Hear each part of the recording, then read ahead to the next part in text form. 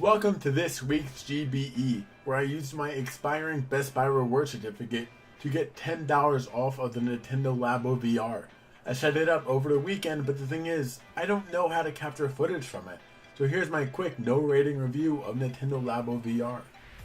If you follow GBE on Twitter or Instagram, which you should, at GoodBadEh, you would know that this past weekend I purchased and put together the new Nintendo Labo VR. I'm not much of a builder, but the software included with the kit was fantastic, and I felt super smart putting it all together. It did take a good amount of time, but it was so worth it.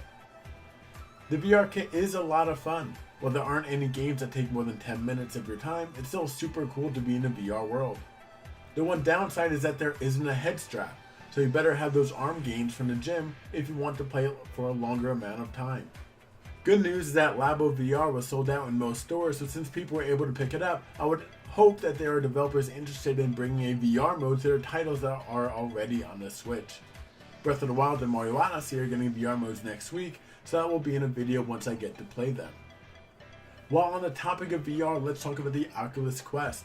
Quest is going to be the newest form of Oculus Rift coming this spring. This VR headset has no wires attached to it. All the camera sensors and whatnot are put inside the headset, so you can play Beat Saber and watch VR porn from anywhere without worrying about lugging your gaming PC and all those wires around. When that comes out, that'll be a fun time here at GBE, but too bad it's not out yet. In the spirit of VR, I'll be reviewing a title that is available on the PlayStation VR, and that game is Astro Bot Rescue Mission.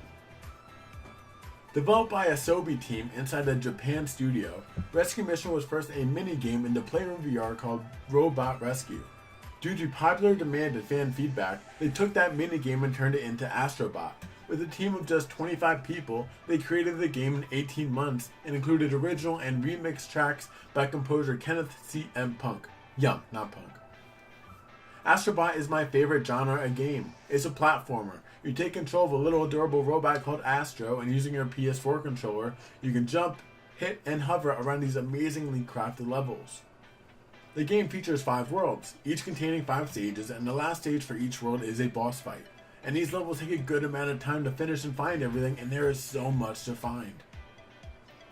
In each level there are 8 lost robots that you must find. If you don't have a keen eye for lost robots, don't worry. When you get close to one of the robots, you will hear them make noise in the background so you know that you are close. There is also a chameleon hiding within each level that you are able to find if you look closely. At the end of each level, all the robots that you saved along with Astro have a small dance party on the exit platform, and you slingshot Astro through some rings that will take you back to the main hub. Each level has its own fun design and environment, and there are new tools for some of the levels to help you complete it. These weapons include the hook shot, water gun, tightrope, magic light, machine gun, and the slingshot. Each weapon is designed to help you complete the level, and there are a ton of fun to use. Besides completing the worlds, there is one more side thing that is available. Once you go to the ship, there are little claw machines that you can use your coins to use. Inside each ball you receive is a small figurine representing some aspect of the levels that you play through. Looking at the figurine and moving it around in VR is really cool to see, and it makes you wish that the figurines were real, because I would buy most of them. One thing that I really loved about Astro Bot is how you're able to interact with it. And I know it's a video game and you always interact with the game, but there's something about this game that just makes it so much better than the rest. Astro will always smile and wave at you when you let him jump out of your controller at the beginning of the level. The interactivity with the controller is awesome. You have to put your controller into a slot before you start each level. Each robot that you rescue jumps into the touchpad section of the controller. The developers really took advantage of what they were given to make this one amazing use of the DualShock 4. This is easily one of those games where you immediately want more levels and content once you finish it. While it isn't the most in-depth game, it is one of the best VR games available in my opinion, and I would give money for a sequel and even buy the collector edition, which isn't that much of a surprise since I have an addiction to steelbooks and collector's editions. Astro Bot is the best VR game I have ever played.